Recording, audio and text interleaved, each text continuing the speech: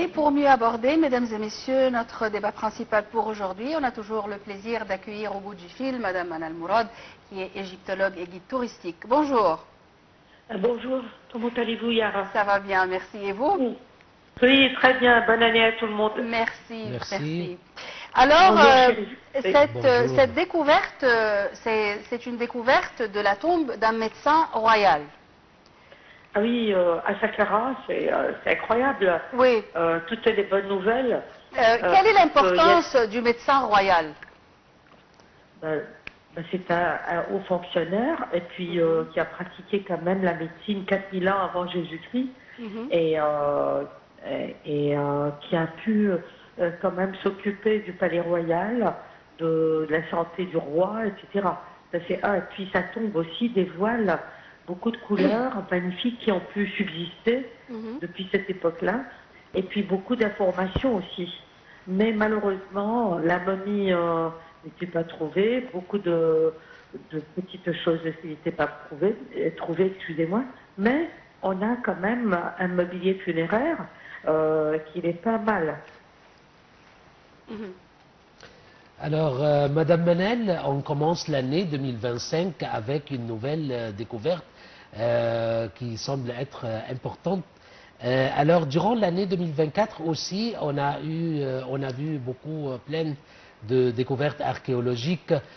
Comment vous voyez l'importance de ces découvertes pour le progrès et la promotion du tourisme égyptien?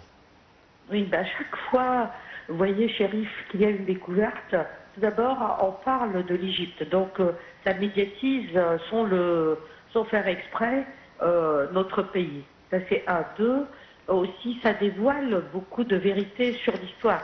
Par exemple, la dernière découverte qui a eu lieu le mercredi 8 janvier à Der el-Bahari, à Luxor, sur la rive ouest, les dépôts du temple d'Hatchepsout nous ont dévoilé comment Toutmèse III aidait à conserver le temple, contrairement à beaucoup d'informations qu'on croyait véridiques.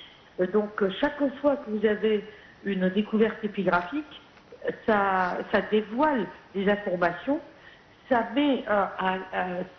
lie le grand puzzle historique égyptien ancien, et puis en même temps, ça dévoile l'Égypte grandiose, colossale, avec une histoire continuelle qui a duré 3500 années sans fin.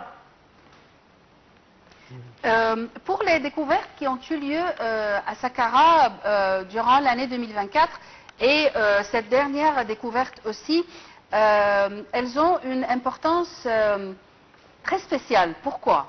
Pourquoi Saqqara est tellement spéciale?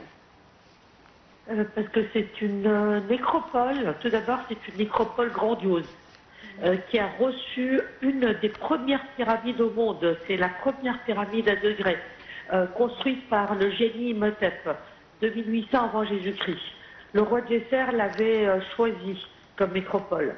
Et puis, elle est vaste, elle contient une trentaine de pyramides. Et elle contient des centaines et des centaines de tombes de nobles, de hauts dignitaires qu'on appelle les mastabas. Et c'est pas moi qui les appelais comme ça, c'est Maspero qui les avait appelés comme ainsi, pour désigner une forme rectangulaire. Donc, vous avez chaque fois une période de temps qu'on n'a jamais estimé qu'ils ont choisi la même nécropole pour se faire inhumer, et on les découvre. Tantôt vous trouvez de l'époque perse, tantôt vous trouvez de l'époque ancien empire, comme la nouvelle tombe du mastaba du médecin, elle date de l'ancien empire, et tantôt vous trouvez aussi des rois du nouvel empire qui ont voulu se faire inhumer à Saqqara. Par exemple, je vous donne l'exemple de la tombe de Horemheb, qui était un général d'armée qui a succédé tout à Khaman. Donc elle est richissime, cette nécropole.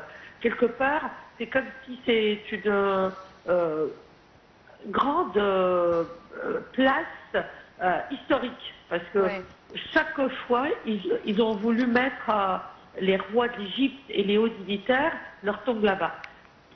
Puisqu'elle était sacrée, puisque cette nécropole fut sacrée. Déjà son nom, Saqqara, ça vient de Sokari, ça vient du nom du dieu demeure le dieu funéraire dont le culte s'accorde avec Anubis. Donc la nécropole elle-même se trouve à l'ouest du Nil, le monde du coucher de soleil, et la qualité de la falaise, elle est sublime, une qualité très solide. On est dans une sécheresse, donc c'est une nécropole quand même qui a reçu énormément de tombes de toute époque. Alors, Madame Manel, puisque vous êtes avec nous, on doit exploiter et vous demander comment vous voyez le futur du tourisme en Égypte en 2025. Vous savez, c'est une question... Vague. Non, pas vague, mais déjà, cette année 24, on a réalisé un certain pourcentage, on a augmenté notre potentiel de tourisme, mais l'Égypte n'a pas encore atteint son potentiel véridique de recevoir, par exemple, 20 millions de touristes, 30 millions de touristes, et c'est un pays qui le mérite. C'est un des pays rares au monde qui embrasse le tourisme culturel, bannière, le tourisme médical. Vous avez beaucoup de sortes de tourisme, de désert, de safari. Vous avez tout en Égypte. Vous avez la plage, vous avez la culture et vous avez le désert. Mais malheureusement, qu'est-ce qui nous manque? Par exemple, on a à côté de nous d'autres pays, sans mentionner par exemple le pays, qui n'ont même pas le 1/3, qui n'ont même pas le 1/10 de ce qu'on possède, mais ils ont investi dans le service.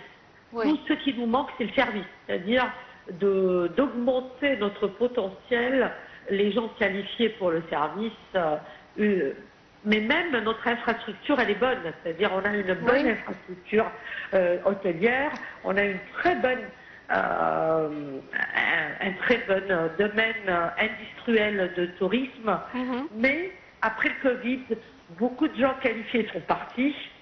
Il nous manque des systèmes qui facilitent la vie du touriste, pas le compliquer. Il nous manque des gens qui comprennent l'importance du tourisme, qui sont des fonctionnaires d'État et qui sont un peu partout, qui peut-être handicapent un peu la formule touristique. Oui, bien sûr. Et puis, il nous manque aussi un grand service moderne, ce que j'appelle moderne, qui correspond à l'année 25. Mais sinon, on a tout potentiel pour devenir un des premiers pays au monde en tourisme. Est-ce qu'il nous manque aussi une bonne propagande? Je crois pas, parce que rien que le mot Égypte, tout le monde sait qu'ils souhaitent venir visiter les pyramides, faire une croisière sur le Nil. On connaît très bien les sites balnéaires pour faire de la plongée. Il suffit de dire Hurghada, il suffit de dire... et puis vous avez aussi un tourisme de golf. C'est un pays magnifique, c'est un pays qui embrasse toutes sortes de touristes, mais les gens quand ils viennent, ils aiment beaucoup, mais est-ce qu'ils veulent revenir? C'est ça la question, est-ce qu'ils veulent revenir? Est-ce qu'on les gâte assez? Est-ce qu'ils se sentent vraiment en bonne main, vous voyez? Dans tous les domaines, depuis l'aéroport, depuis l'aéroport du Caire jusqu'au départ à l'aéroport du Caire. Oui, bien sûr, bien sûr. Madame Manel Mourad, vous êtes égyptologue et guide touristique. Je vous remercie infiniment pour votre intervention. Et mesdames et messieurs, je vous remercie d'être toujours fidèles à notre programme. Je remercie mon collègue Cherif Boussaila. Merci d'être avec moi aujourd'hui. Merci mesdames et messieurs. Et au revoir.